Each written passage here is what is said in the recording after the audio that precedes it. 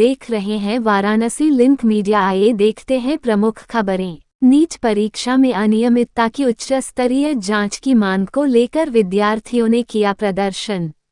वाराणसी के BHU gate से दुर्गा कुंड तक नीट यूजी 2024 के प्रवेश परीक्षा में हुई अनियमितता की हम उच्च स्तरीय जांच की मांगों को लेकर बड़ी संख्या में विद्यार्थियों ने बीएचयू गेट से लेकर दुर्गा कुंड तक जोरदार प्रदर्शन किया। प्रदर्शन के दौरान विद्यार्थियों ने कहा कि हम सभी विद्यार्थी उत्तर प्रदेश, बिहार क्षेत्र से आकर वाराणसी के विभिन्न कोचिंग संस्थानों में डॉक्टर बनने का सपना लेकर अपनी तैयारी करने में लगे हैं। इसके लिए अपने माता पिता के जीवन भर की कमाई और उनके सपनों को साकार करने की तमन्ना लेकर हम लोग रात दिन कड़ी मेहनत करके नीट की परीक्षा में भाग लेते हैं। लेकिन जब उक्त प्रतिष्ठित प्रवेश परीक्षा में फर्जीवाड़ा होता है तो हम जैसे विद्यार्थियों का मनोबल टूट जाता है। जैसा कि नीट यूजी 2024 की प्रवेश परीक्षा में इस वर्ष भयंकर धांधली हुई है। यहां तक कि हरियाणा के झज्जर सेंटर के कई दर्जन बच्चों का एक ही जैसा परीक्षा परिणाम आना इस बात का प्रमाण है कि भयंकर धांधली हुई है।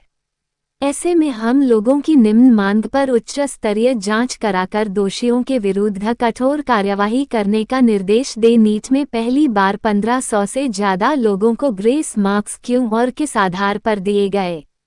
नीट में देश भर में अलग प्रश्न पत्र सेट क्यों बांटे गए और कार्यवाही क्यों नहीं की गई?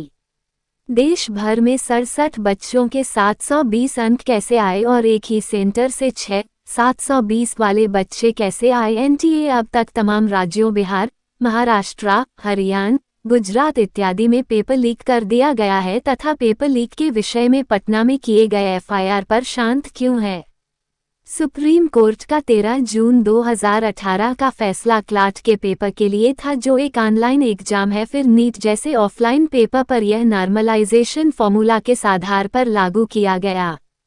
टाइम डिले होने पर एनटीए के अधिकारी क्या कर रहे थे? मार्च में रजिस्ट्रेशन पूर्ण होने के बाद सिर्फ 2 दिन के लिए रजिस्ट्रेशन विंडो क्यों ओपन हुआ? देश भर के छात्रों के निम्नलिखित मौग है। एनटीए पर नीट के प्रक्रिया पर एक बड़ी जांच कमेटी बैठाकर मामले के दोषियों को कड़ी सजा दी जाए, काउंसलिंग प्रोसेस पर रोक लगाई जाए, देश भर में दोबारा नीट करवाया जाए और सुनिश्चित करवाया जाए कि भविष्य में ऐसा स्वयं फिर से न हो। हमारी मांगों पर सहानुभूति पूर्वक विचार करते हुए दोषियों के विरुद्ध कठोर कार्यवाही करने के साथ ही हमारी मांगों को सुना जाए ताकि न्याय हो सके। इस संदर्भ में एक ज्ञापन वाराणसी के उच्च पुलिस अधिकारी को भी सौंपा गया। मेरा नाम विष्णुदेव तिवारी है। मैं बच्चों को पढ़ाता हूँ, मेडिकल एग्जाम्स की तैयारी कराता हूँ। किस प्रकार के धरना प्रदर्शन चल रहा है? एनटीए का जो रिजल्ट आया है नीट का, आज तक इस तरीके का रिजल्ट कभी नहीं आया। पहली बार ग्रेस मार्क दिया गया जो सरासर बेईमानी है। कुछ बच्चों के 718, 719 नंबर आए हैं जो हो ही नहीं सकते। एक ही सेंटर के 6-7 बच्चों के 720 में 720 हरियाणा में आए हैं। ये सीधे से दर्शाता है कि बेईमानी बड़े पैमाने पे की गई। पटना में पेपर आउट हुआ, जांच भी ढंग से नहीं हो रही है। गवर्नमेंट और एनटीए, ये एग्जाम्स देश का भविष्य है और देश का भविष्य है तो 24 लाख डॉक्टर, उसमें भी बेईमानी करना, तो ऐसे हम देश समाज में क्या संदेश देना चाह रहे हैं? हम यहाँ से प्रधानमंत्री मोदी जी को और सभी को एक मैसेज देना चाहते हैं कि इसकी ठीक से जांच कराएं, दोबारा एग्जाम कराएं। बच्चों में असंतोष है, वो आत्महत्या के लिए अनुमति मांग रहे हैं। उनके भविष्य का विषय है, 2 साल 3 साल तैयारी करते हैं, सभी में संतोष है। अब पूछिए किसी बच्चे से। जी, अपना नाम बताएं।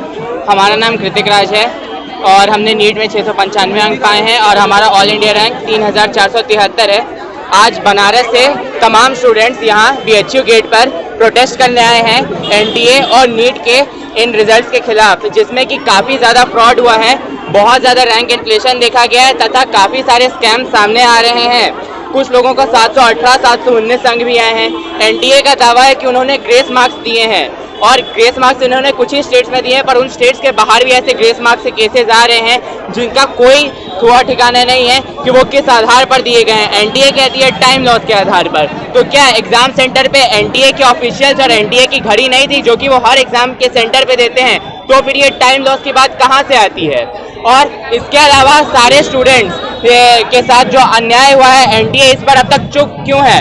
काफी राज्यों में पेपर लीक की बात सामने आई थी और एनटीए लगातार इसे नकार रही है। बिहार के पटना व नालंदा में पुलिस ने काफी लोगों को इस बारे में पकड़ा भी है, एफआईआर दर्ज हुई है और स्टूडेंट्स ने खुद कबूल किया है कि पेपर लीक हुआ था, उन्हें पेपर रटवाया गया था और फिर भी एनटीए चुप है।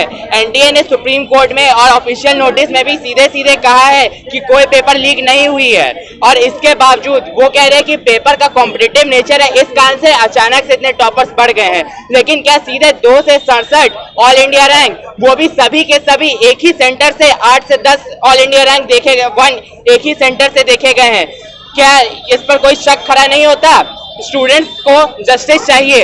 हम लोग यहाँ अपने हक की लड़ाई लड़ने के लिए आए हैं। आप सरकार से क्या मांग करते हैं? हम अपने सरकार से, अपने सांसद तथा माननीय प्रधानमंत्री मोदी जी से मांग करते हैं कि वे इस पे जल्द से जल्द एक बड़ी कमेटी बैठाएं जो कि इसके विषय में संपूर्ण जांच करे तथा सारी बात को तह तक निकाले कि यहाँ पर एनटीए ने क्या फ्रॉड किया है देश के 24 लाख स्टूडेंट्स के साथ तथा हम सबको उचित न्याय मिले और ढंग से सारे आरोपियों पर जांच करने के बाद हमें एक रीनीट भी चाहिए, क्योंकि जो जितना भी अन्याय हुआ हम लोगों के साथ ये बहुत ही पेचीदा है तथा एक रीनीट ही उचित उपाय है जिसके माध्यम से हम सब वापस से खुद की काबिलियत को इस नीट परीक्षा में दिखा सकते हैं। क्योंकि जिस स्तर पर फ्रॉड हुआ है उसने पूरे देश को नीट परीक्षा में बहुत बुरी तरह से आघात किया है। हमारे मेडिकल सेक्टर पर यह एक बहुत बड़ा धब्बा है